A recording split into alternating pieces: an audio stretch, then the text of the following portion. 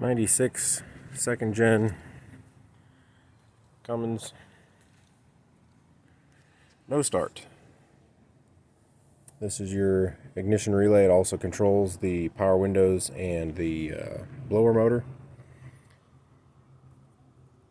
Made a cheap little thing to test with. Starter relay. That was good. We proved the other circuits were good.